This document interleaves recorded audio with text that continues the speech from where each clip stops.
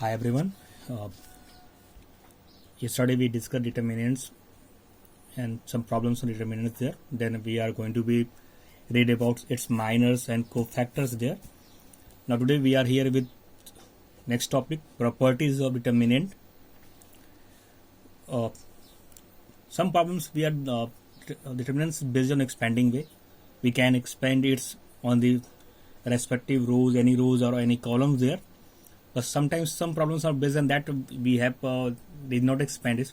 We have to be solved it by using properties of determinants.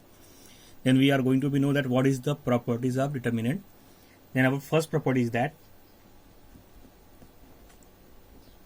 the value of determinants remains unaltered. Unaltered means unchanged. The value of determinants remains unaltered or unchanged. What we do? If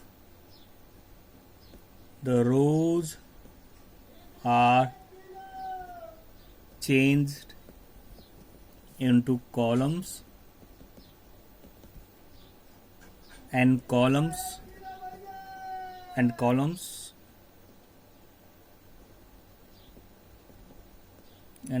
into row.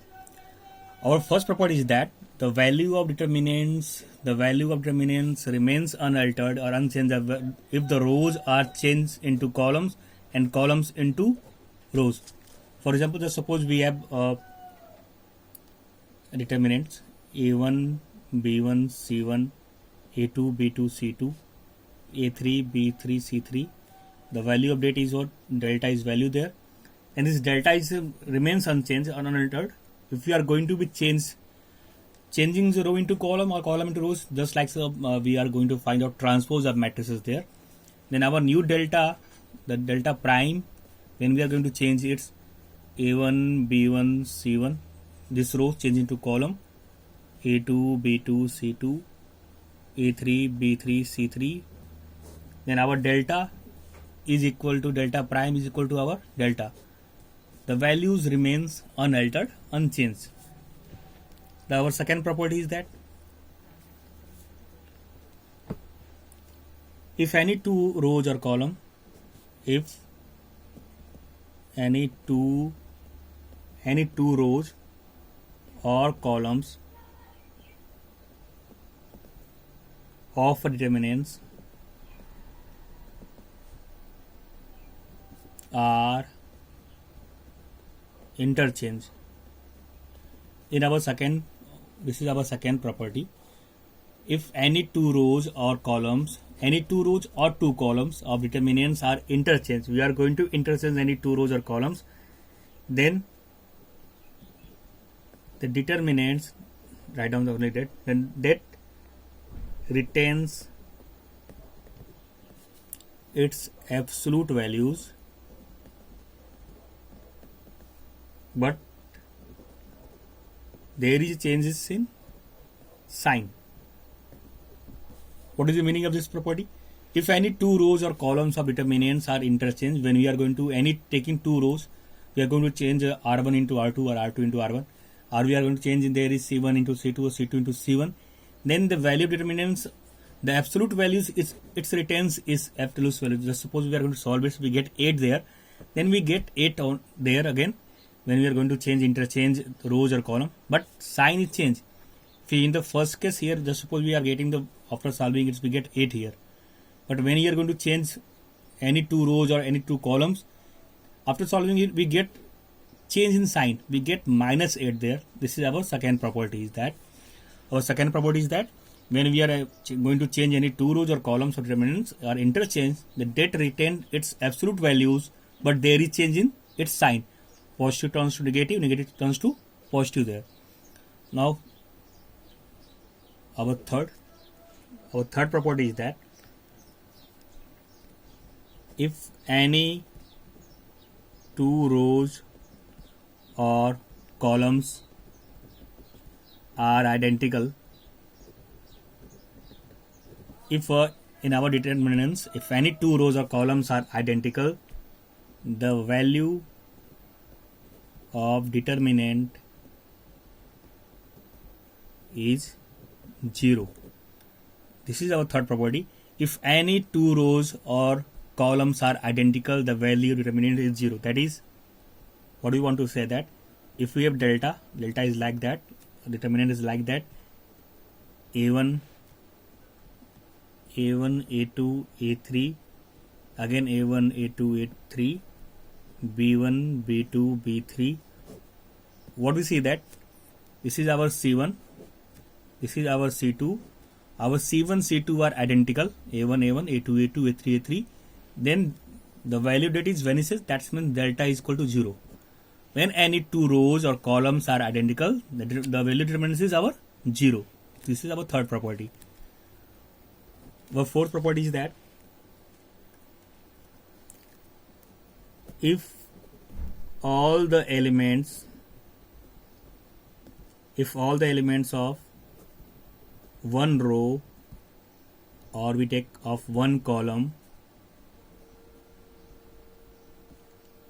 are multiplied,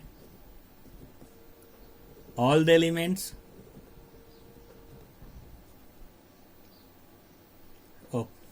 if all the elements of one row or one column are multiplied by the same constant,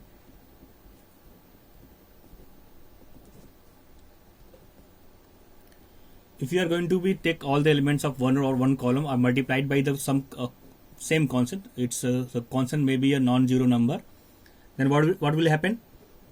The determinant is multiplied by that constant,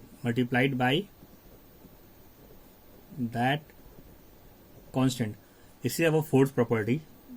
If all the elements of one row or one column are multiplied by the same constant, then the determinant is multiplied by that constant. It means just we have delta is equal to some a1, b1, c1, a2, b2, c2, a3, b3, c3.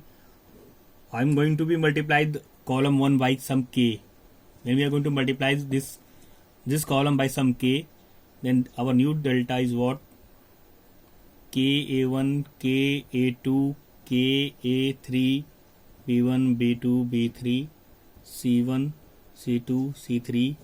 Then our delta prime is now equal to k time delta. What is the property? If all the elements of one row or one column are multiplied by the same constant, the determinant is multiplied by that constant. If we have any determinants a1, b1, c1, a2, b2, c2, a3, b3, c3, we are going to multiply it with constant k, the column 1. Then when we are going to solving it by expansions or any method, or we find that the new delta prime is equal to k times delta. This is our fourth property. Now we are going to be our fifth property there. Our fifth property is what? In our fifth property, if each column of one row,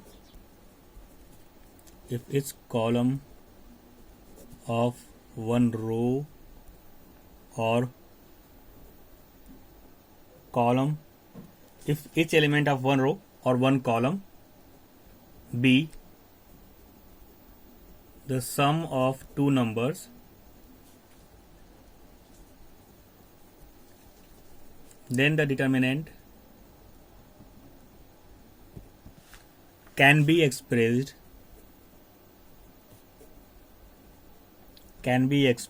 as the sum of two determinants of the same order. This is our fifth property. If each column of one row or one column be the sum of two numbers, the determinant can be expressed as sum of determinants of the same order. This example, we have any delta is there, and our first column is written by some a1 plus alpha 1, some a2 plus alpha 2, A3 plus alpha 3, we can break our first column element just like A1 plus alpha 1, A2 plus alpha 2, A3 plus alpha 3, and B1, B2, B3, C1, C2, C3. If each column of one row or one column be the sum of two numbers, the determinants can be expressed as a sum of two determinants of the same order. Then we can its break like that. We have A1, A2, A3, B1, B2, B3, C1, C2, C3, 3 cross 3 plus this alpha 1, alpha 2, alpha 3, alpha 1, alpha 2, alpha 3, B1, B2, B3, C1, C2, C3. This is our third property.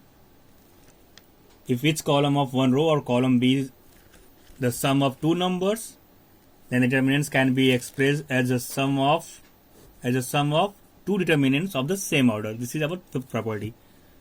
Now we are come to our sixth property there. Our sixth properties, main property is that